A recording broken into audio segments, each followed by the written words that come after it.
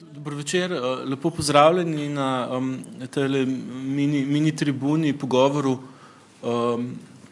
po in ob filmu Naomi Klein in njenega moža. To spremeni vse. Z mano so gospod Janko Lorenci, novinar, kolumnist, tudi v zadnjih nekaj kolumnah sem opazil okoljski komentator, ne? Bolj naključno. Ja. In na drugi strani dr. Borut Ošlaj, kolega iz Filozofske fakultete, profesor etike in rekel več kot samo občasni komentator okoljskih in ekoloških tem. Moje ime pa je Luka Omladič in bom nekako naš skupni pogovor vodil, ne? Vas tudi vabim, da se ga udeležite sami z komentarji ali pa vprašanji. Zdaj mogoče nekaj kratkih uvodnih besed o filmu, ne? Če ste brali knjigo od Naomi Klein, ste morda opazili, ne, to razliko med filmom in knjigo. Knjiga se v veliko večji meri recimo ukvarja z globljimi načelnimi vprašanji povezave med recimo kapitalizmom in podnebno krizo, medtem ko je film bolj osredotočen na demonstracijo samega podnebnega aktivizma kot neke možnosti. In glede na to, s čemer se ukvarja, gosti in jaz tudi ukvarjamo, se bomo mogoče temu bolj občemu aspektu potem v nadaljevanju v pogovoru posvetili. Bi pa mogoče začel samo z neko mislijo, ki se me je pravzaprav danes postavila, ne, z neko aktualizacijo tega, kar film prikazuje tudi na slovensko, recimo realnost.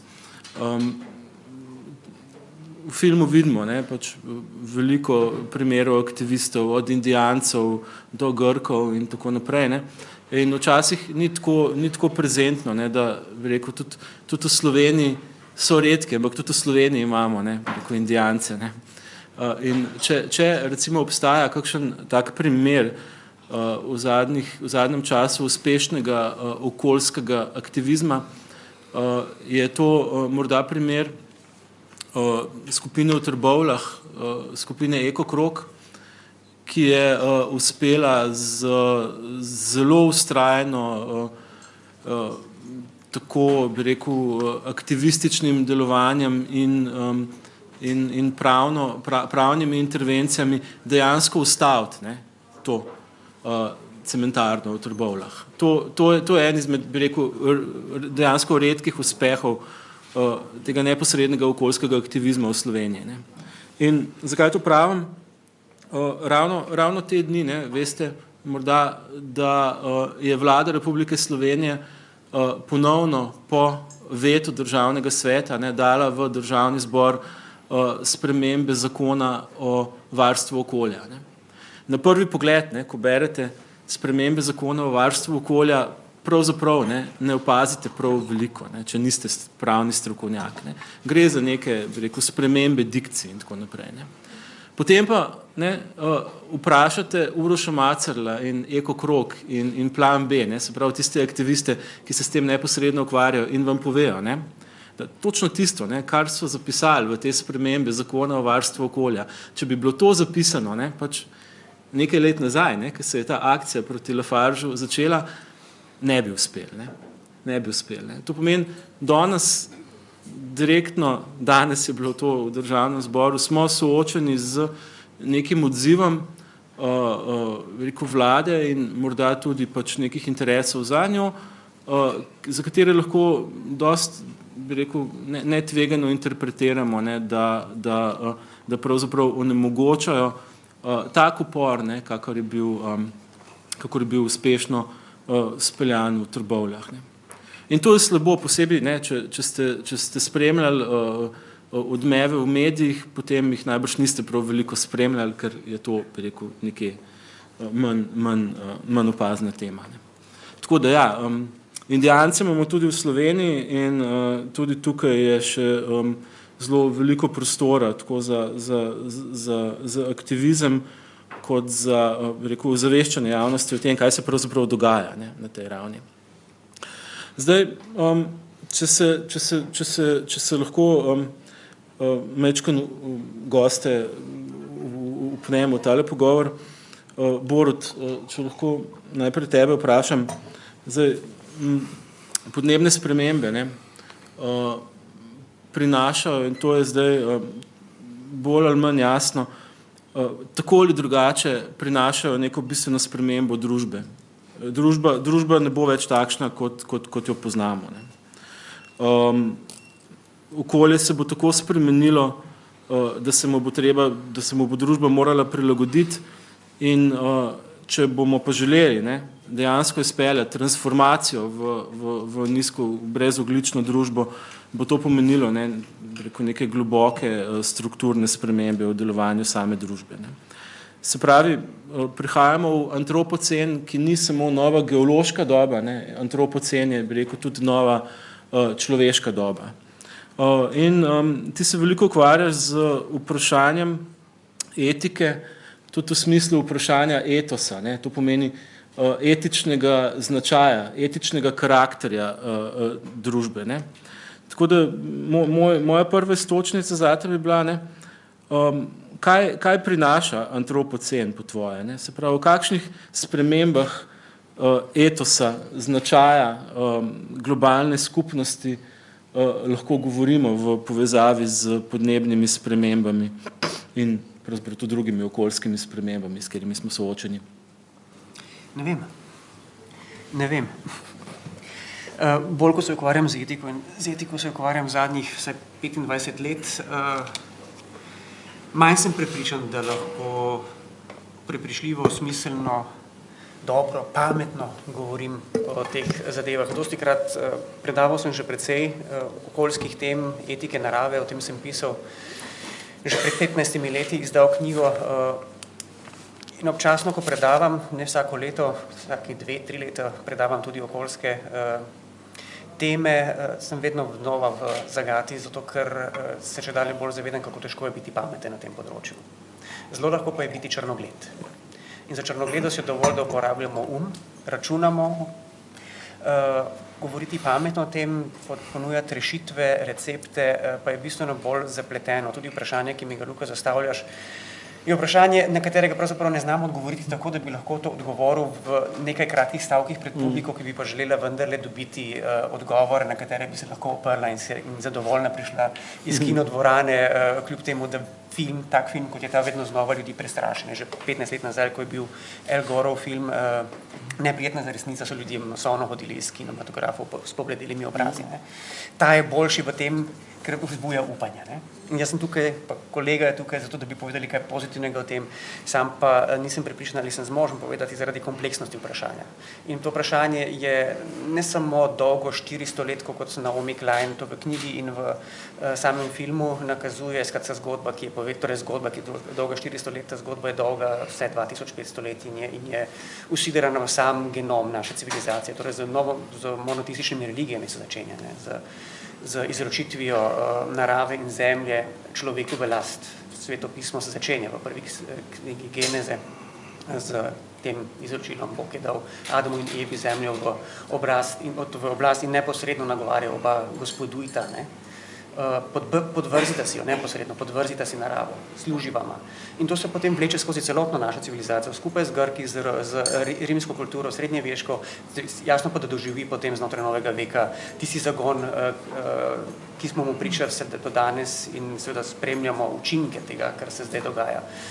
V kolikšni meri lahko tukaj človekova, torej etos, vprašanje, ki ga nagovarjaš, spremeni, seveda marsikaj lahko naredimo s tem, da se najprej pri samem sebi vprašamo, na kak način sami prispevamo k temu, ali je naše znanje, naše razumevanje okoljskih problemov dovolj trdno, dovolj poglobljeno, da nas to prebudi do te mere, da smo pripravljeni potem žrtvovati svoj čas in nekaj konkretno v tej smeri narediti. In film, ki smo ga skupaj gledali, nas dobesedno nagovarja k temu, da nekaj naredimo. Mi se o tem precej pogovarjamo.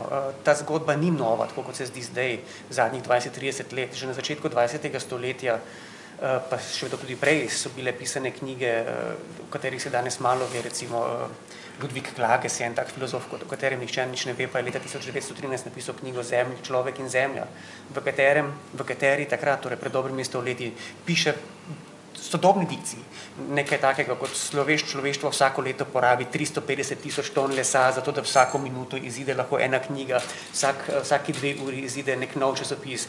Kam nas je to pripeljalo? Neposredno na oltar, torej na sramotilni steber pribije kapitalizem.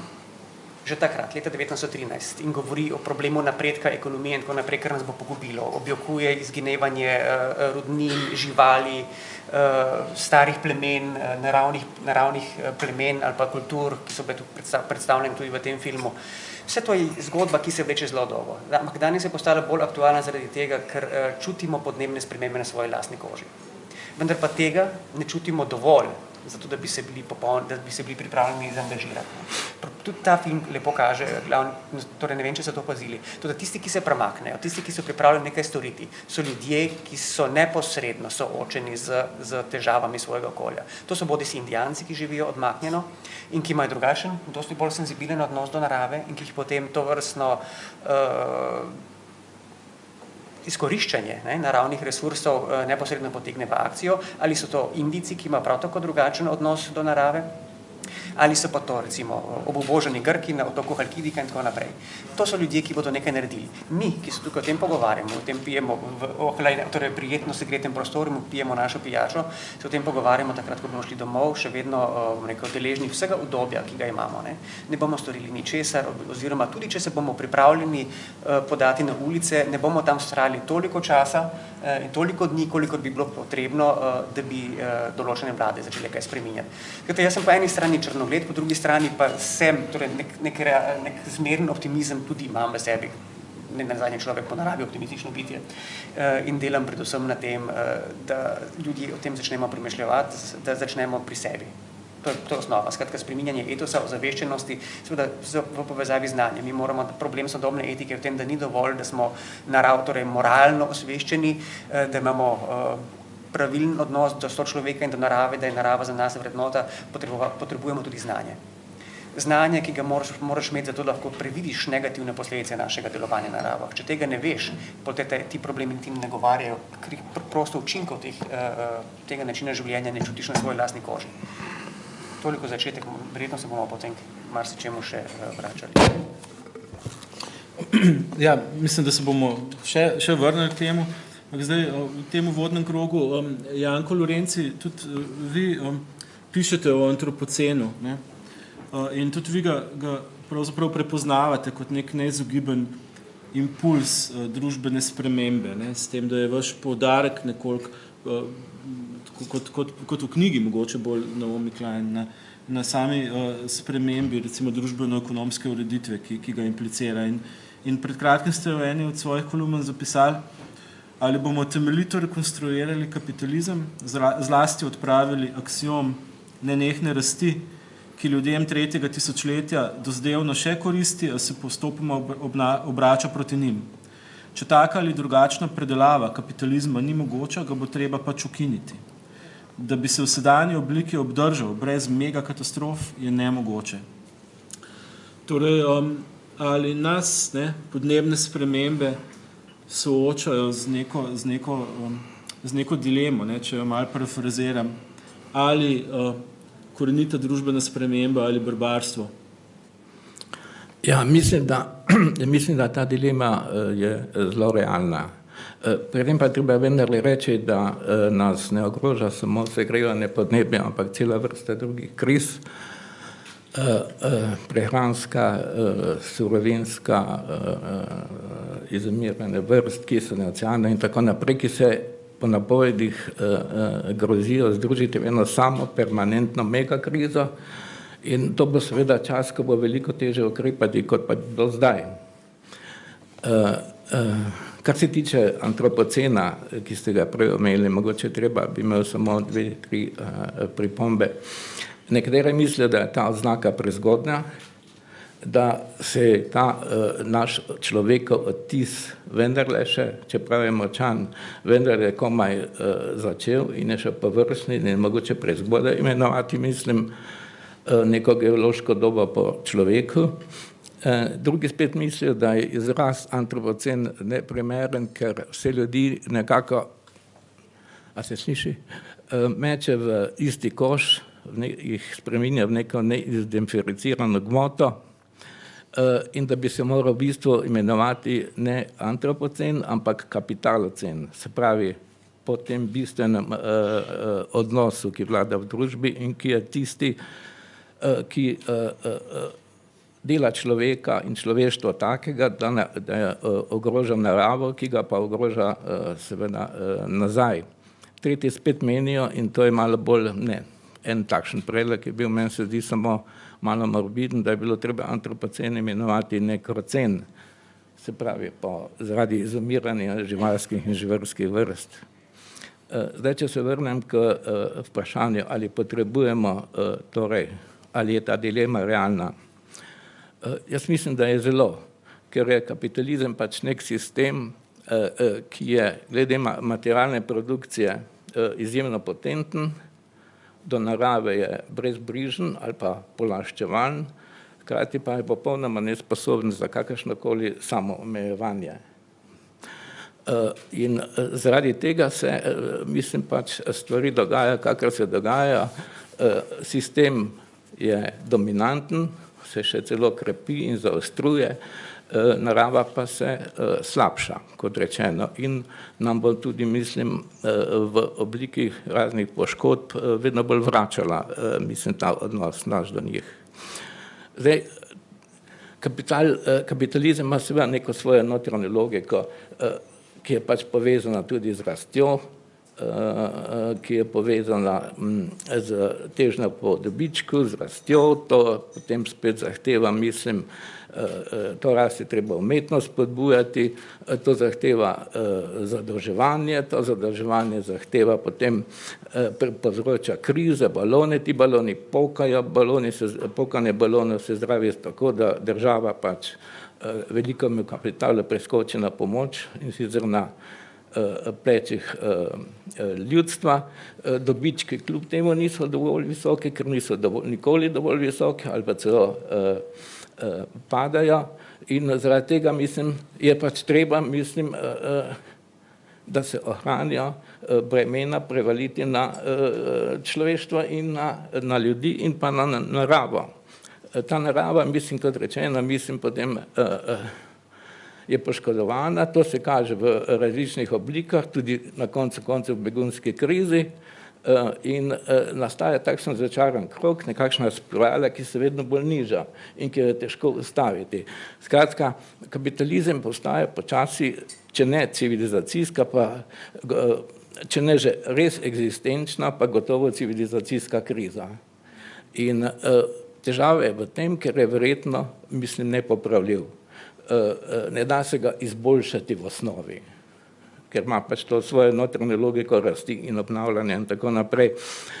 Tako da verjetno, mogoče bi se ga dalo nekako popraviti, izboljšati glede tega vprašanja neenakosti, ki jo vleče za sabo. Ampak glede drugega problema velikega, glede problema dobička in rasti, pa je verjetno nepopravljiv. Tako da verjetno, mislim, je edina rešitev, da bo ukinjen. Tako je drugače čez čas. Zdaj, najbolj elegantna, najmanj boleča rešitev za odpravo kapitalizma bi bila v okviru demokracije, seveda.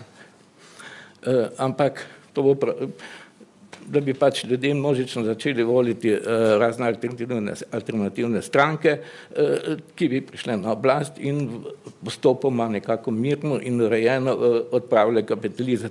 Samo to se verjetno to je samo teoretično možna rešitev, ker se bo pač sistem upiral. Upiral se bo tudi tako, da bo krčil demokracijo. To se že dogaja na veliko. In s tem bo, mislim, po eni strani vedno bolj avtokratski, torej, po drugi strani bo pa krčil možnosti za to, da bi ga razgradili na miren način. Tako da se bo, mislim, družba postajala vedno bolj konfliktna in jaz mislim, da se lahko ta moč postavljati namreč vprašanje, kje lahko človeštvo sploh najde moč za tako spremembo, ne, kapitalizma. Mislim samo v tem, da bo se položaj se poslabšal. Sedaj, mislim, še ni narekovaj rečeno dovolj slabo, da bi, mislim, prišlo do nekakšnega nasilnega ali kakršnega koli, mislim, spremembe režima. To se bo torej zgodilo nekoč v prihodnosti, ko se bodo socialne in vsakršne notranje meje kapitalizma, pa zunanje, ki se jim reče poškodbe okolja, bo nastopila kombinacija teh faktorjev in takrat bo, mislim, pač bomo nekako prisiljeni ureditev vendarle spremeniti, se mi zdi. Kdaj bo to? Ni vprašanje v bistvu to, po mojem mnenju, in tako mislijo seveda tudi mnogi, ki jih zdaj tukaj, za katerimi to ponavljam, ali bo kapitalizem ukinjen ali ne, vprašanje je, kako bo ukinjen in kdaj bo ukinjen.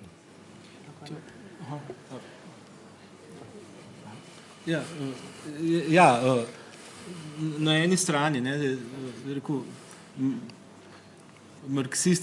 marksistična okoljska teorija dejansko ne, pač vselej postavlja to analogijo, ne, med eksploatacijo človeka in eksploatacijo narave. Ne, in seveda po Marksu kapitalizem eksploatira do tistega trenutka, ne, ko povzroči dovolj veliko krizo, da se prelomi. Ne. To je ta vidik, ne, ki ga vi poudarjate. Ne. Na drugi strani, tudi če bi rekel, vzamemo bolj mehko, ne, ali pa optimistično, odvisno od iz katere strani gledamo varianto, transformacije v nizkoogljično družbo. Ne.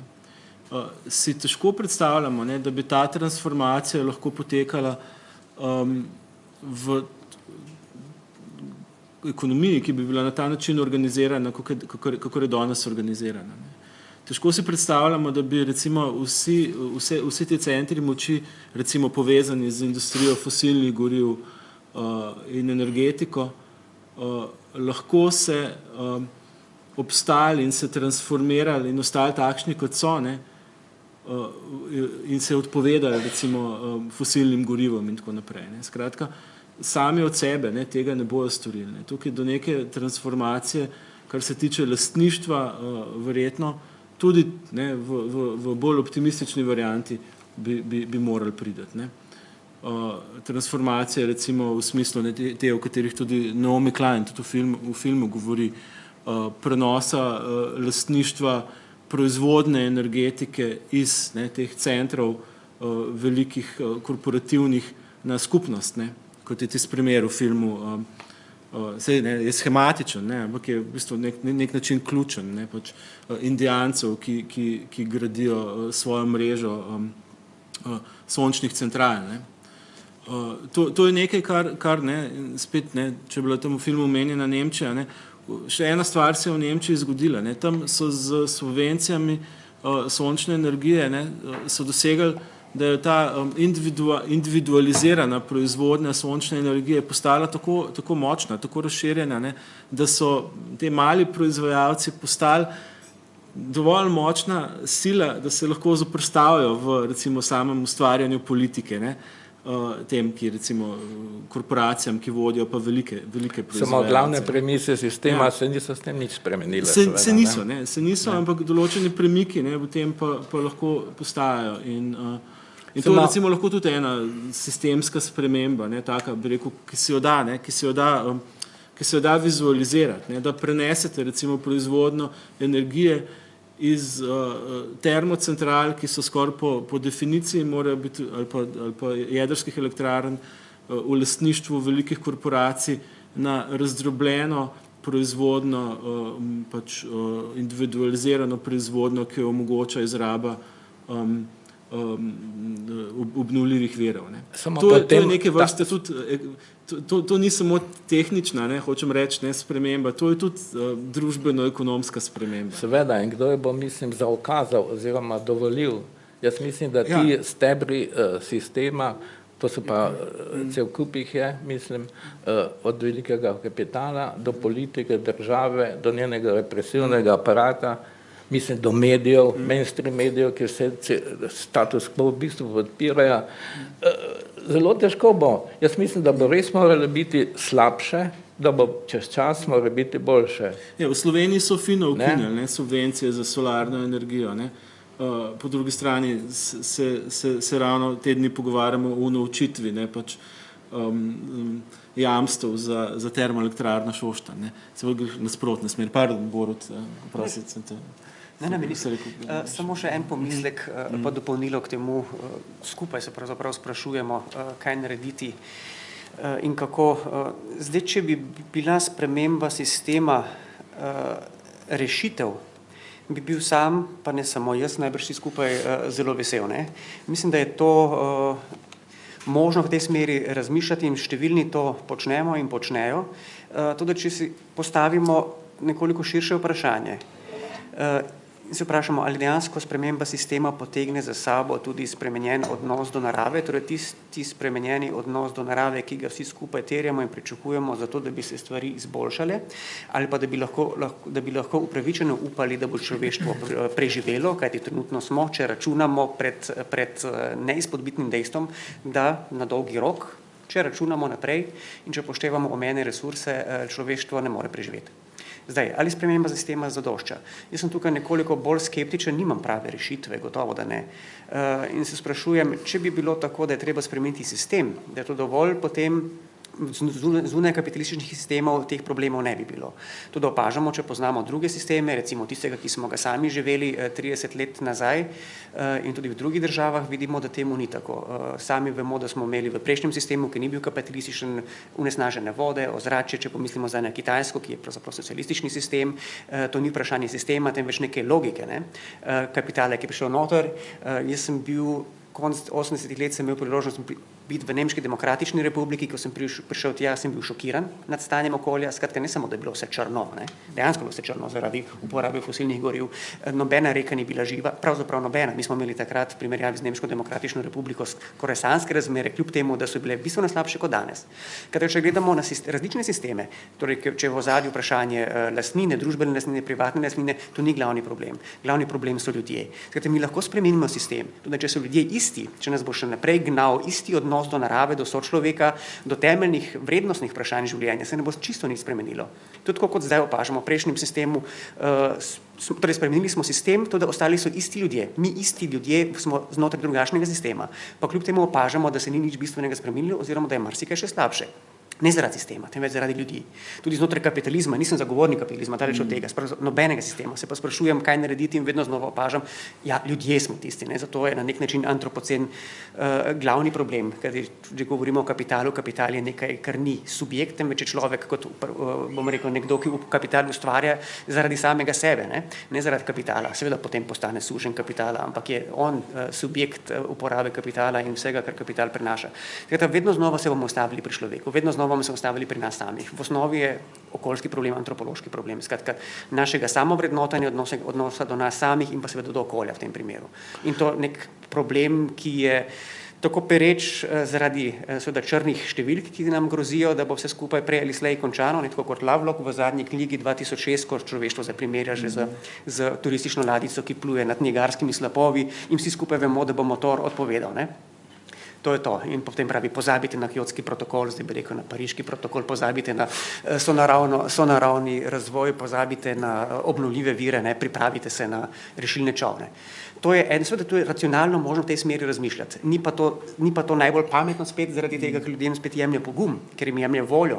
In danes smo v neki situaciji, ko je morda potrebno pri ljudeh spet prebujati prepričanje, da je smiselno nekaj narediti. Ne? Da prvič ni dovolj, da se o tem samo pogovarjamo, o tem več treba nekaj delati in da moramo vsi skupaj skratka začeti pri nas samih, potem pa lahko tudi znotraj obstoječega sistema naredimo ogromno. Ne? Ok, toliko. Jaz pa, oprostite, jaz pa se ne strinjam čisto. Jaz mislim, da so ljudje seveda, mislim, izjemno pomembni oziroma odločilni, ampak da na njihov odnos do okolja in tako naprej, na njihove nazore in tako naprej, vendarle vpliva po eni strani tako sistem, po drugi strani pa razmere, ki se jim reče recimo okoljske razmere. Vse to, ja. In če se bodo te zelo poslabšale, mislim, da bo, če se bo kaj spostavilo po kapitalizmu, se bo tako ali tako, treba bo obrniti, mislim, osnovno logiko dobička bo morala zamenjati logika skupnega splošnega dobra in stvari bo morala verjetno prevzeti v roke neka močna država, samo ta lahko vodi neki makrorazvoj, ki pa niti približno ni nujno, da bo zelo demokratična. To je pač položaj slabih razmer, v katerih mislim, in takrat se bojo ljudje prilagodili temu, če bojo videli, hočeš noče se bojo prilagodili, če bojo videli, da jih Matilda mogoče malo. Ja, ampak sistem bodo spreminjali ljudje, ne? Ne zaradi sistema, temveč zaradi ljudi samih, oziroma za nas samih, oziroma zaradi preživetja. Ja, malo jih bojo, seveda mislim, treba prisiliti v nekaj. Vse to, tako ali tako bo to postopen proces najbrž. Ne more biti drugačen. Tako kot se je kapitalizem gradil 300-400 let, tako se bo tudi verjetno razgrajevanje kapitalizma enako dolgo odvijalo. Pričemer bo še težje, kot je bilo, mislim, spostavljanje kapitalizma. Takrat je, mislim, v bistvu se ekonomska situacija vendar počasi večala. Vse skupaj je bil en duh optimizma, zdaj pa mislim, sledilo verjetno čez določen čas neko ekonomsko nazadovanje, optimizem bo plahnel in tukaj bo še velikanski ekološki problem. Ja, mislim, da Lučko Kajfež-Bogataj, ki se rekel tudi tehnično dobro pozna te zadeve, v zvezi z politiko prilagajanja podnebnih sprememb, je zadnjič, ko smo se pogovarjali, recimo, ni bila tako, recimo, črnogleda, ne, glede Kitajske, ne, konkretno, ne, recimo, ne, se zdi, ne, da Kitajska se to je tudi na nek način v filmu, ne, in tudi implicirano, ob vseh teh velikih, ne, pač, ob tem, da je pač problem, ne, po drugi strani pa ima določene vzvode, ne, recimo, uvajanja, ravno zaradi svojega, recimo, centralističnega načina vodenja v nekih aspektih, izvajanja podnebne politike, ne, ki je, recimo, v ZDA, ne, demokratičnih veliko bolj otežena, ne, ker enostavno ne pride skozi vse lobije, ki obvladujejo, skozi vse lobije fosilne industrije, ki obvladujejo kongres in tako naprej. Ne. Vse govorimo, močna država je važna. Kitajska je prišla pač v takšen nezavidljiv ekološki položaj zaradi tega, ker je postala delavnica sveta. Zdaj pa je postal ta ekološki problem tako nemogoč, da je postal, mislim, družbeni faktor, notranji politični in tako naprej. In bo morala, mislim, ta problem reševati. Ne. Ampak to lahko samo naredi ena centralizirana močna oblast, verjetno. Ne. Ja, in pravi človek, prava oseba znotraj te oblasti. Verjetno pa še to. Če imate pametnega človeka na pravem mestu, se da ogromno narediti. Če pa nimate pravega človeka na pravem mestu, pa je sistem lahko še tako dober, pa se ne bo nič spremenilo. Ne? Zdaj, kako pravega človeka spraviti na pravo mesto, je pa poseben problem. Jaz bi na tej točki kar še povabil občinstvo s kakšno intervencijo, komentarjem za en krog.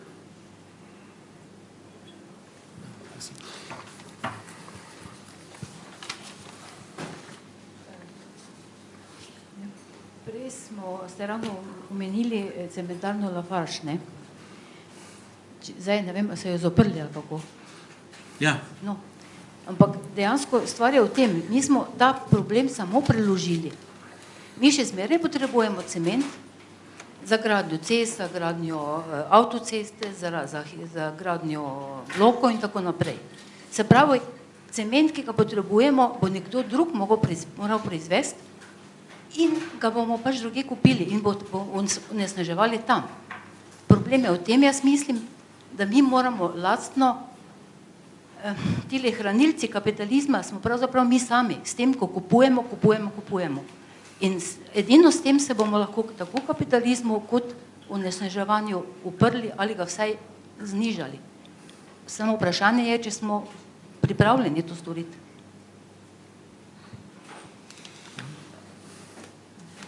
Še kakšen komentar?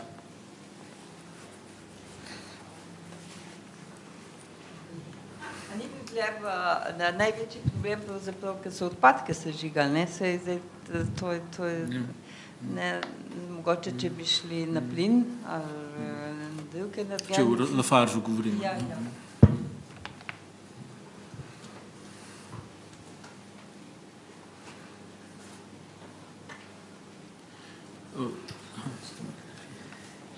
Andrej, ne?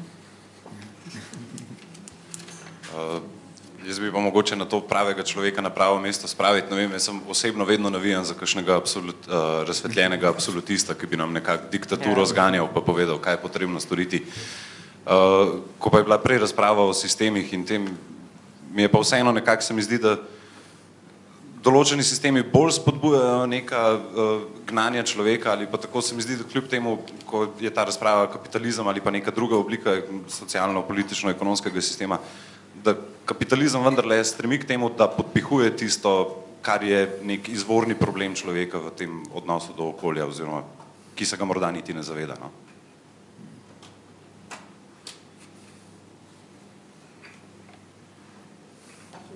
Ja. Seveda jaz se s tem popolnoma strinjam.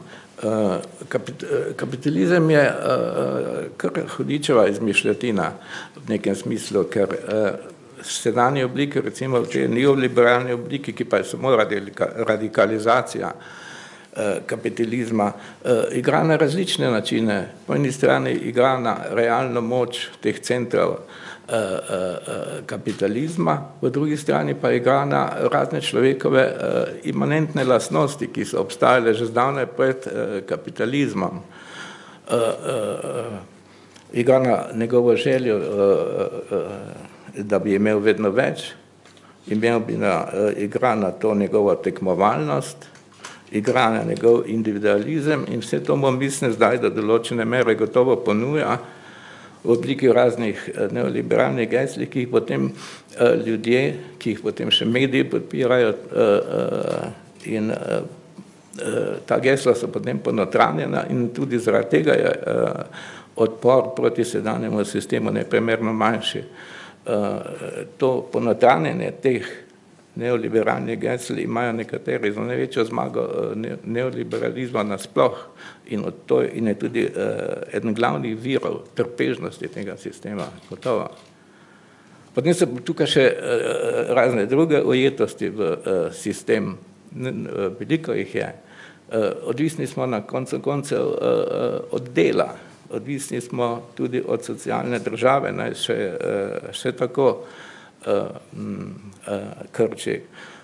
Potem verjamemo ali pa v vsemogočnost tehnologije in mislimo, da lahko tehnološke spremembe nadomestijo družbene spremembe. To je kar. Potem vsi smo ujeti v ta sindrom rasti, naprimer. Rast se enostavno zdi dobra v družbi in v naravi. Vse rase, tako rekoč. Tudi to je dobro, da je vedno več Slovencev, Afričanov že malo manj in tako naprej. Kako težko misliti onstran tega matrice rasti, ne, je dovolj, če sami sebe upravljamo. Ta vaš izziv z betonom je zelo dober. Ne. Lahko recimo pogledamo tudi vprašanje Luke Koper, ne, pač in drugega tira. Ne. Kaj dejansko pač pomeni drugi tir, ne? Ki ga pač seveda vsi podpiramo. Ne? Vsi, mislim, ne vsi, jaz ga ne. Hočem reči, ne?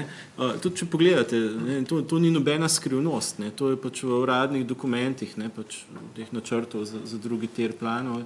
Drugi tir pač pomeni povečanje, planirano povečanje pač prometa v Luki Koper, ne?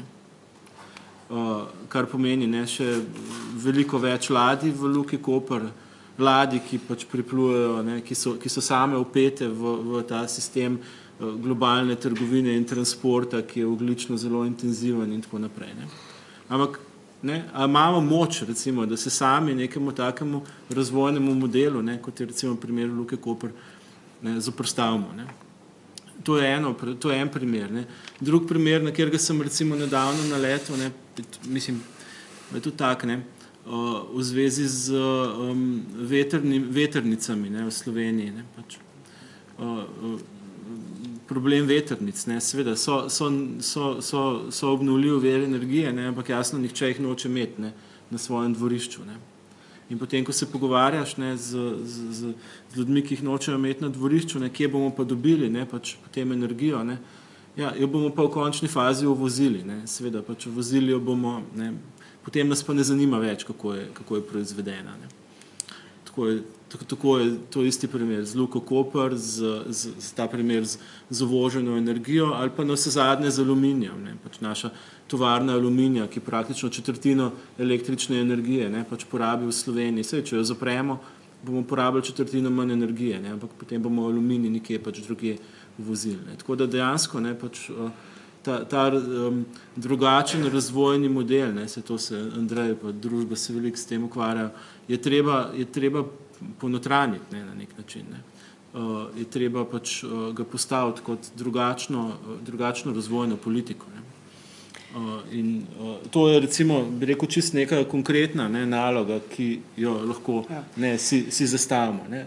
Zakaj, ne, recimo pač voditi en velik aspekt, ne, razvoja Slovenije na povečevanju pač prometa v Luki Koper in graditi, ne, pač recimo neko mediteransko podobo Slovenije na tem, da bomo čim večje pristanišče za transport stvari iz Kitajske na Madžarsko. Ne. A nimamo druge ideje. Ne. Smo še to, mislim, da je zadeva še bolj zoprna za vse nas skupaj.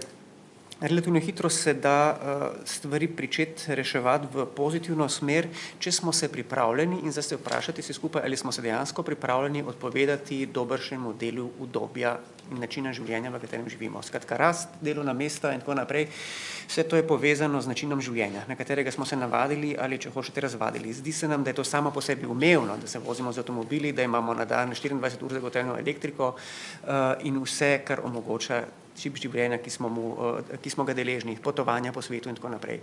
Če smo se pripravljeni odpovedati 20, 30, 40% temu, potem se lahko začenja se postopek regeneracije. Pa tudi ta, če bi se začel v tem trenutku, bi trajalo desetletja, če ne več kot 100 let, da bi se stoletje pravzaprav, da bi se zemlja kolikor toliko regenerirala. To je osnovno vprašanje, ampak mislim, da večina ljudi ni pripravljena. Večina ljudi ni pripravljena odpovedati se temu, kar ima zdaj. In to je neka slepitev. Ne? Vsi bi imeli radi čisto zemljo, vsi bi radi zmanjšali pohlep, rast in tako naprej. Zavedamo se, da to nekaj biološko pogojenega v človeku lastnega in da ta sistem, tu se strinjam, spodbuja tekmovalnost, plenjenje in tako naprej, to je nek prastari lovski nagon, zlasti pri moških, zato upam, da bo čedalje več žensk tudi v strukturah vodenja, žal pa prihajajo tja natanko tiste, ki imajo tega najmanj sebe, tisti, ki so moškim samim najbolj podobne, zato ki so v moškem svetu in tekmujejo. Ne? To je potem tudi dodaten problem. Skratka, tukaj treba... Uspešne ženske bi protestirale. No, ne vem, če bi. Če jim gre za uspeh, potem... Skratka, tukaj so velike težave in dokler to je spet eden izmed takih čisto načelnih razmislekov, če je vsak pri sebi pripravljen odgovoriti z da na to vprašanje, zmanjšanje udobja, potem bomo tudi vsi skupaj pripravljeni nekaj narediti. Dokler pa tega ne bo, pa bomo, tako kot se vedno znova pogovarjamo, slepili s tem, da če ne bo Lafarge pri nas, bo kje drugje, če ne bodo Kanačani vrtali na Halkidiki, bodo šli na drug otok. In kar se tiče zemlje, ki je vendarle naš skupni dom, planet, ki ima svoje meje, čisto vse eno, zemlji kot taki, je vse eno, ali se bo vrtalo na severozahodu, na jugovzhodu, ali se bo vrtalo tej, oni ali tretji državi. Kapital bo šel tja, kjer so ljudje najmanj močni, kjer so najbolj potrebni, bom rekel, novih vlaganj, svežega kapitala, delovnih mest in tako naprej. In to je tisto, kar se skupaj še dodatno zapleta. Ne?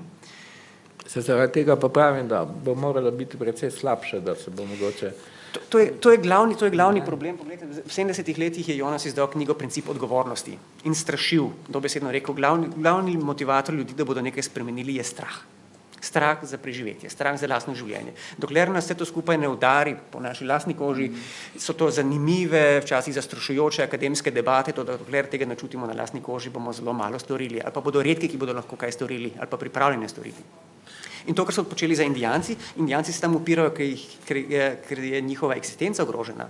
Na grškem otoku so se upirali, ker je njihova eksistenca ogrožena. Če ste gledali Indijci, prav tako. Vsi ostali to poslušamo, gledamo. Ne bomo se pa upirali, nihče se ne bo. Pripravljeni bomo iti na ulico, kot rečeno, za nekaj ur, bomo rekli, dajmo demonstrirati. Torej, zastavo življenja ne bo nihče. Nihče pa tudi ne bo pripravljen izgubiti svoje službe zaradi tega.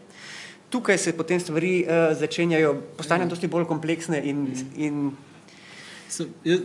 Jaz do neke mere se strinjam s tabo, do neke mere ne, glede obdobja. Ja. Res je, pač, naša civilizacija fosilnih goriv je v veliki meri civilizacija na puf. Ja. Čez celo zgodovino se je bil človek dolžen prilagajati okolju, kar naenkrat dobimo zastonj energijo, ki sama od sebe gre iz zemlje. In tukaj je neka energetska neravnovesje, ki je očitno nevzdržno. To je res. Po drugi strani bi rekel, da vendarle veliko tistega, kar imenujemo obdobje, ki bi se mu mogli odpovedati, je mogoče kvazi obdobje.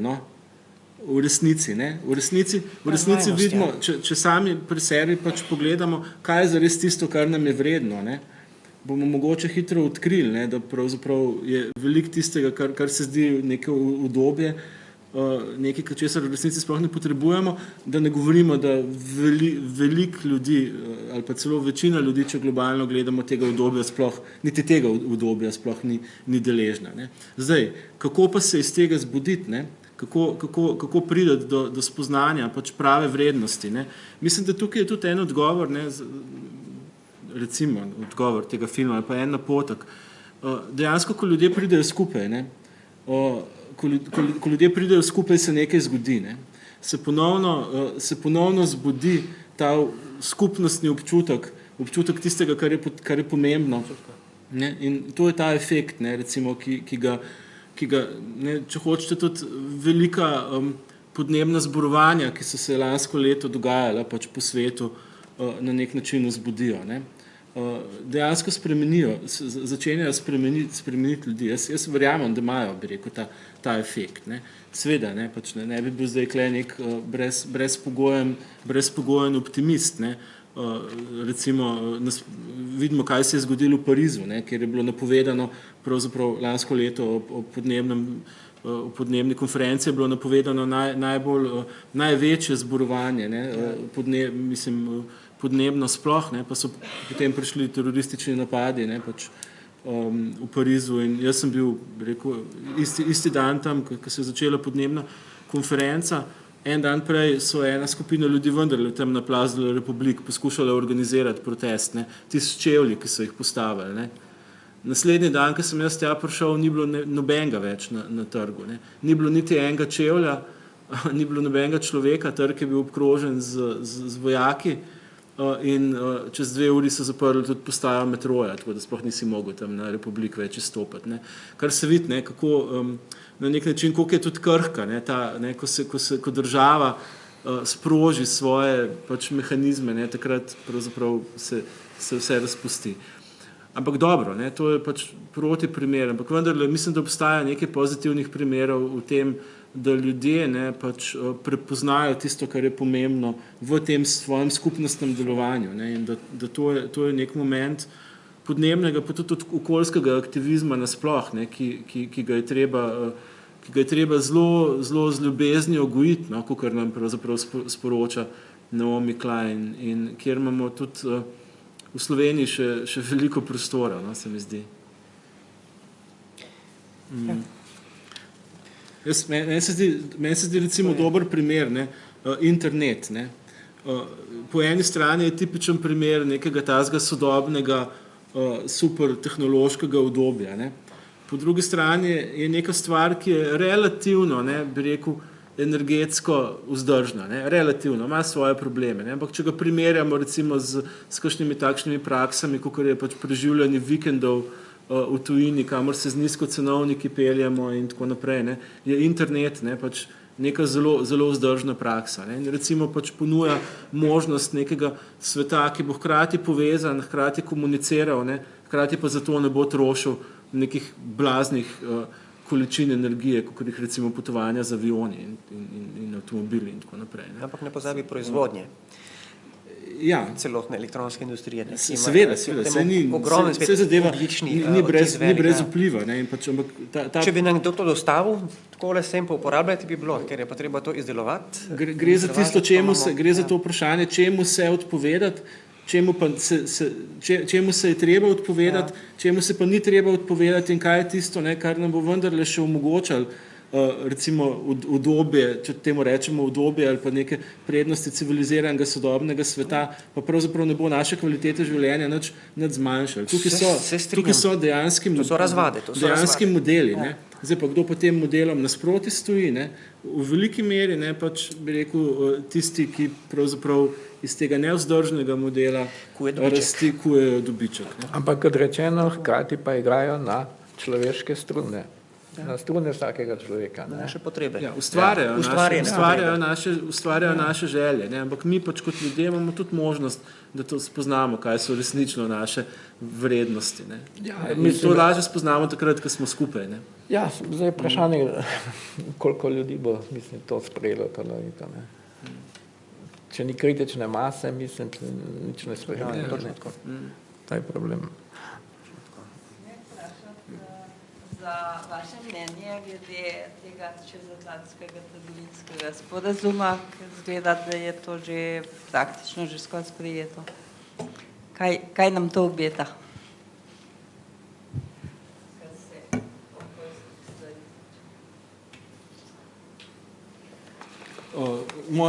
Moje mnenje,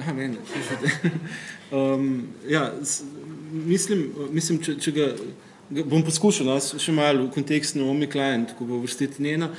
Če gledate njen historiat, ne, je pač recimo izhaja ravno iz te skupine protikapitalističnih, antiglobalističnih protestov in gibanj, ki so pač takrat v začetku 90 porodila. Ne, in takrat je, jaz moram reči, imam to historijato, nisem izdelal na nek način, nisem takrat prepoznaval urgence tega. Ne. Medtem, ko so antiglobalisti že takrat govorili, ne, da proces, ne, ki se dogaja, proste trgovine, je nekaj, kar bo imel grozljive posledice, kar bo grozno transformiralo družbo, kar bo imel pač posledice takšne praktično, kakor se danes kažejo. Ne. Na izginjanje pač proizvodnje v recimo razvitih deželah, na dodatno eksploatacijo delavcev pač v nerazvitih deželah, na globalno, ne, pač povečanje industrijske proizvodnje skupaj z povečano eksploatacijo virov in tako naprej. Ne. Tako da prosta trgovina, tako kot je, bi rekel, zamišljena, ne, v tem konceptu, ne, prostotrgovinskih sporazumov, ne, je popolnoma povezana z tem ekonomskim modelom pač rasti, povečanje povpraševanja, povečanje proizvodnje in tako naprej. Ne. To je neločljivo. Ne. V tem smislu gre za eno in isto stvar. Ne moramo si zamisliti, vsaj v tem trenutku, ne, pač, tega procesa vedno večje liberalizacije in proste trgovine, ki ga ne bi spremljala tudi pač imperativ, ne, povečevanja industrijske proizvodnje. Ne. Še celo pač pospešuje ga, ne, zato ker v nekem smislu še bolj tekmujemo v produktivnosti eden z drugim. Ne. Tako da iz tega vidika je problematičen prosto. Mislim, to se sliši tako malo provokativno, ne, ampak ponovadi rečejo, smo proti prostotrgovinskim sporazumom, zato ker nižajo standarde recimo na okoljskem in na drugih področjih. Ja, okej, ampak jaz sem, bi rekel, proti prostotrgovinskim sporazumom čisto na fundamentalni ravni, ker imamo problem z prosto trgovino, ne, s tem ekonomskim modelom. Ne. To je tudi, bi rekel, podlaga Naomi Klein, od katere je pravzaprav prišla potem do recimo ukvarjanja s podnebjem. Ne. Nekateri imenujejo ta tip TTIP tudi državni udar korporacij, ne, ki pa ga podpirajo pač Amerika in celo EU. In sicer gre za to, pravijo, da si hočejo te korporacije, mednarodni kapital, v bistvu en svoj pravni sistem izdelati, ne, ki bi bil zunaj vsakega demokratičnega nadzora, ne, še bolj kot je zdaj. Grozno pa je, da jim pri tem pomaga recimo tudi ti vrhovi EU, recimo komisija, naprimer, ne, pa naši poslanci vlasti desni. Ja, vse se to vidi pri vsakem glasovanju, ki ima okoljski pridih, tako drugačen, mislim, da se ti ravnajo po volji svoje tiste ljudske skupine, ne, ljudskih strank. In najhujše je to, da jih podpira torej ta komisija evropska, ki je izrazita izvoznica neoliberalizma po tej naši skupnosti, ki si igra prav, kar se tiče odnosa do okolja, prav schizofreno vlogo. Po eni strani marsikakšno koristno ekološko direktivo izda, po drugi strani pa absolutno, mislim, se zavzema za privatizacijo, deregulacijo, vse te osnovne neoliberalne dogme in sproti spodkopava tisto, kar nekaj malega poskuša s temi pozitivnimi direktivami, recimo, napraviti. Čisto noro. Kaj se bo zgodilo, ko bodo resursi energijski, ko jih ne bo več? V česa se bo kapital še napajal? Recimo, a bo še imel kakšne koristi, a bo sploh videl, v bistvu se bo lahko sam uničil, negiral, takrat, ko ne bo več nobenih. Ampak ste videli tisto grafiko, ne? Mislim, da je tudi v filmu prikazano, ne? Da je premoga dovolj, da bo prej bo nas zmanjkalo kot premoga. Se v nekem smislu ta kapitalizem ali pa neoliberalizem žre samega sebe v bistvu, ne. Ravno zaradi tega, ko ustvarja tako kritične situacije, tako v družbi, kot tudi v okolju. Če bi bil, recimo, je neučljiv ta sistem in to je tudi njegova slabost. In to ga bo, mislim, prej pripeljalo do konca kot kaj drugega. Če bi se bolj prilagodil, če bi malo zmehčal, recimo, socialne in podobne vprašanja, pa če bi malo bolj poskušal obzirno do okolja ravnati, bi lahko živel še neprimerno dalje, tako rekoč v nedogled. Zdi se mi, da se nam čas že, organizatorji so me opozorili, da se moramo držati 1 ure. Mogoče eno vprašanje še, Borut, da malo probamo končati, mogoče v bolj svetlem tonu.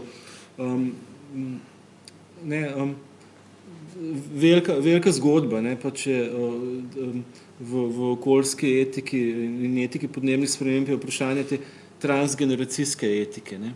Kjer po eni strani, ne, če pogledate, kaj vse storimo za svoje otroke, ne, pravzaprav velik del svoje eksistence projiciramo na svoje otroke, ne, in ko danes gledamo realnost tega sveta, ne, vidimo pišuka, ne, pač mislim, v kakšnem svetu bojo že moji otroci živeli, ne, kaj pa šele njihovi otroci, ne, mislim, in to v Sloveniji, v najbolj razvitem delu sveta. Včasih, ko začneš to premišljati, ko vidiš, ne, pač projekcije, ki so zelo realne, te dejansko zmrazi in čutiš, da pravzaprav tudi najdeš moč za mogoče radikalno ukrepanje, ne. Se pravi, na eni strani ta moč, ne, pač transgeneracijske zaveze, ki jo čutimo preko svojih otrok mogoče, ne. Na drugi strani pač ta njena nemoč, ker se zdi, da se bo katastrofa dogajala pa nekomu drugemu nekje v prihodnosti in tako naprej, ne. A mogoče tukaj imaš ti odgovor na to? Nastavke za optimizem? Ja, ali pa ne vem, kaj bo tukaj prevladalo, ne. A bo dejansko prevladal ta naš občutek, ne, kaj se dogaja, ne, direktno z nami v naših otrocih, ali bo prevladal ta občutek ali bo ta občutek zbledel ob tem, da se podnebne spremembe bodo zgodile nekomu drugemu, ne, pač v prihodnosti. Ja, pravzaprav gre za to, v ozadju je etično vprašanje, ne? In ko govorimo o etičnem razmerju človeka do narave, potem so se vedno znova poskušali pametni ljudje sklicevati na vse možne strategije, ki jih kaže uporabiti za to, da se karkoli spremeni. In ta medgeneracijska etika, transgeneracijska, kakorkoli jo imenujemo, je ena izmed strategij, ne, ki vpliva, ki nagovarja človeka. Pomislite na vaše lastne otroke. Če vas že nič drugega ne spremeni, če že želite ohranjati svoje lastne razvade in tako naprej, potem mislite na vaše otroke, kajti on ne bo mogel več živeti tako, kot živite vi. In takrat se večina staršev se na nek način ustavi in začne o tem premišljevati. Ja, to je ena izmed možnih strategij. Ni pa to strategija, na katero bi lahko rekli, aha, tukaj smo pa našli neko rešilno bilko ali pa nek čudežni odgovor, na katerem kaže graditi. To bolj ali manj lahko vsak pri sebi doma počne. Ne? In prepričan sem, da večina staršev, vse tisti, ki se s temi vprašanji vse malo ukvarjajo ali so o tem kadarkoli že premišljevali, na to mislijo in jih to nagovarja. Tudi kaj lahko naredijo? Tisto, kar lahko naredijo, je seveda to, kar lahko naredimo potem vsi skupaj, o čemer se tukaj spogovarjamo, ne? Kako znotraj sistema delovati, kako znotraj ali pa sistem sam spreminjati, ampak s tem, ko spreminjamo sistem, smo da tudi sami že spremenjeni, ne? In ustvarjamo lepši svet. Ogromno drugih faktorjev tudi vpliva, ampak mogoče to je eden izmed začetkov. Prej sem omenjal Jonasa, on je govoril o evidenci dojenčka, on je celo prišel tako, da reče, pomislite na dojenčka, ne? Tukaj življenje samo kaže, kako potrebuje vašo pomoč, vašo zaščito, vašo odgovornost. Ne? Življenje nam je dano, ali pa narava nam je dana v uporabo, ne? Pravimo od naših lastnih otrok, sposodili smo si naravo od naših lastnih otrok. Dolžni smo, odgovorni smo za to naravo skrbeti. Ne? Kajti brez tega, tako kot živimo zdaj, jasno, da ne bo preživela, torej ne bomo preživeli mi, narava najbrž bo v določeni obliki preživela, ne bomo uničili z nami vsega ostalega tudi, ne. Tako močen človek vendarle ni. To, da dovolj močan, v tem trenutku dovolj močan, da dejansko se vse skupaj ustavi. Je pa potrebno dejansko uporabljati vse strategije, vse možne poti, nagovarjati ljudi, tako na ravni vednosti in seveda občutenja. Skratka, iščemo neko novo prepričanje, tudi tisto, kar nam manjka danes, so družbeni ideali, ne? Skupne družbene vrednote, nek vzor. To smo v zadnjih 100-200 letih je pravzaprav to izginilo. Ne? Bili smo vplivom in še vedno smo pod vplivom ideologije rasti. Dejstvo je. Skupnih vrednot nimamo, skupnih idealov nimamo. Če bi na ravni skupnih idealov se lahko globalni svet, ki je že zdavnaj postal globalni, se poenotil znotraj nekega svetovnega etosa, sam se s tem tudi precej ukvarjam, torej znotraj nekih temeljnih vrednot, ki bi preraščale vse sicer legitimne razlike, ne, potem je tudi to eden izmed motivacijskih prijemov, ki ljudi lahko bolj zmotivira. V ozadju vse je vprašanje motivacije. Kaj je tisto, kar nas motivira, da smo pripravljeni nekaj storiti? Ne? Sama vednost ni dovolj, to vemo. To, da jaz nekaj vem, kaj je prav, še ni dovolj za to, da bom tudi v skladu s to vedjo sodeloval. Nekaj me mora zmotivirati. Najbolj preprosto so to čustva. Strah je najmočnejši motivator. Ampak strah nas ni, ker nas trenutno to ne boli. Ne? Vse tisti, ki smo tukaj, večino nas ne. Tisti, ki jih bolijo, tisti se premikajo. Ker na vse to je treba misliti. Ne? Na vse to. Transgeneracijska odgovornost je pa tisti najbolj preprost, bom rekel, korak, ki ga čutimo pri sebi samem in če nas nič drugega ne premakne, potem nam reče, pa pomisli na svojega lastnega otroka. In takrat se morda kdo zdrzne. Ne? Vprašanje je pa, ali je to dovolj. Dvomim, da je to dovolj. Je pa eden izmed korakov, je eden izmed načinov, kako ljudi skušati ozaveščati. In brez tega ozaveščanja pa ne bo nič. Ne? Dovolj, ampak včasih človeštvo ima ogromno sreče. Ne? Včasih je dovolj, da na pravo mesto, prej sem govoril, pride en sam človek. Če je na pravem mestu, da se potem lahko od zgoraj začne lažje spreminjati. Tudi, če tega ni, pa smo dolžni mi to početi od spodaj. Je pa od spodaj težje, ker je spet v ozadju različni interesi. Eni se ukvarjajo tudi z okoljskimi težavami in tako naprej, zato izrabljajo to za svoje interese. Tudi taki so po svetu, imate različna gibanja. Večinoma v glavnem ne. So pa tudi. In vse to skupaj dati na tehnično in meriti je zelo težko. Ne? Kaj tisto, kar nas lahko poenoti, ljubezen do življenja, mogoče prva zadeva. Ne? Vsi radi živimo, vsi bi radi živeli in to življenje želimo tudi za naše zanamce. Dati to na tehnico in potem delovati, možnosti so še ni tako daleč, kot pravi Lovelock, da smo tik nad prepadom. Če pa pustimo tako, kot je, potem pa dejstvo, potem je pa čist neizpodbitno dejstvo, ne? Kje se bo to končalo. Neizpodbitno. Pomislite treba samo na omejene resurse in na to, koliko nas je zdaj na svetu. Čez 20 let nas bo dobra milijarda pa pol več, zdaj nas je 7,5, takrat nas bo že 9. Vemo, da je rodne prsti vedno manj. Ne? Že pred 40 leti so računali, da je na vsako sekundo zgubimo 1000 1000 ton rodovitne prsti in 1000 kvadratnih metrov gozdov na vsako sekundo. V isti sekundi pa pridelamo 1000 ton industrijskih odpadkov in 1000 kvadratnih metrov puščave. To je bilo pa 30 leti, preden sta se prebudila Kitajska, Indija in tako naprej. Vse to skupaj, če mislite, bi nas moralo premakniti. Potem pa uporabljati vse strategije, meni je vseeno. Samo da začnemo tukaj nekaj delati. Hvala. Janko, še zaključna beseda vaša. Slovenija, ne? Kako je s Slovenijo v tem odnosu klešč kapitala? Mogoče sam en primer, ki spet ni toliko prezenten, ampak je pravzaprav podoben številnim, ki jih Naomi Klein obravnava. V Sloveniji imamo Prekmurje, kamor je prišla tipična tuja korporacija Ascent s sedežem na britanskih Deviških otokih, ki ima, bi rekel, načrt, da bo Prekmurje okoli Petišovcev odprla za neko novo veliko plinsko polje. Prišla je do koncesij po svojih, po ene parih ovinkih preko slovenskih podjetij in seveda poleg tega bo pridelovala, ker tam ne moreš več plina, kar iz zemlje potegniti tako, da zapičeš noter vrtino z nekonvencionalnimi metodami, novimi, kot je recimo fracking in tako naprej. Skratka, tudi v Sloveniji smo soočeni s tem. Tako da me zanima vaš komentar, kako je z Slovenijo v recimo kleščah kapitala, kakšen je ta kapital, je to mednaroden, je to mogoče kakšne druge oblike in kakšen je glede tega, bi rekel, pogled naprej? Jaz mislim, da smo v približno istem položaju, kot so evropske države, tudi tiste vodilne, samo nas vsi skupaj poteka na malo nižjem nivoju. Jaz mislim, da smo osnovni model kmalu po osamosvojitvi, ali kako se temu reče, začeli uvažati in ga počasi vedno bolj aplicirali in ga ponekod aplicirali bolj primitivno in bolj surovo kot nekatere države, ki so imajo neko tradicije boljše. Naša okoljska politika je v bistvu nič kaj dosti slabša, po mojem mnenju, kot so pa okoljske politike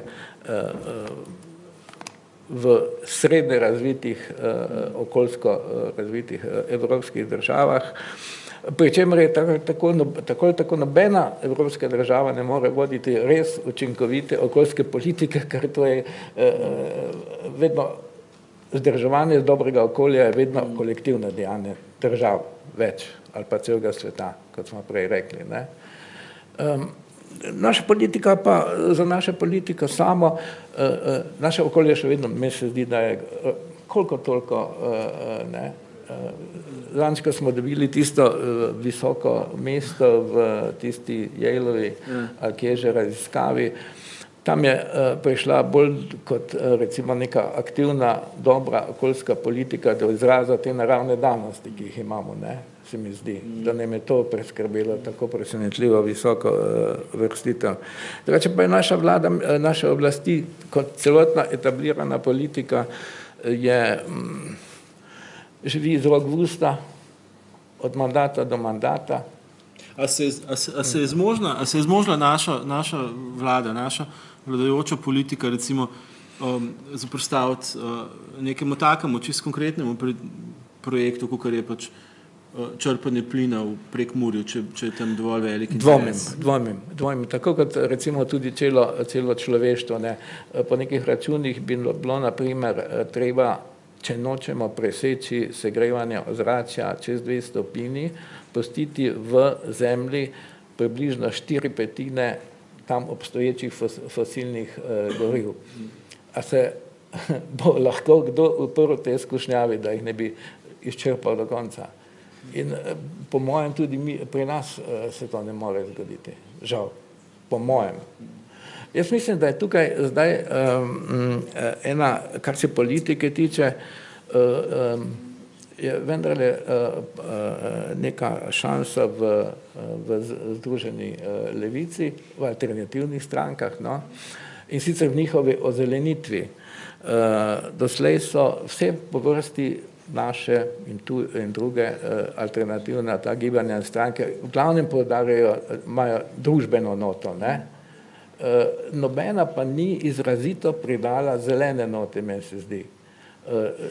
Združena levica bi lahko to še posebej učinkovito in hitro naredila, ker ima v svojih vrstah tudi TRS na koncu koncev, ne.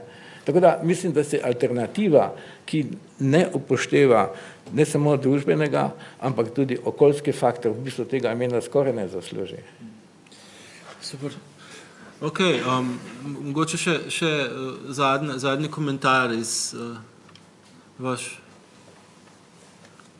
če je. Če ne, se vam lepo zahvaljujem za to, da ste nas poslušali in še posebej gostoma. In moderatorju. Za pogovor. Ok, hvala. Hvala.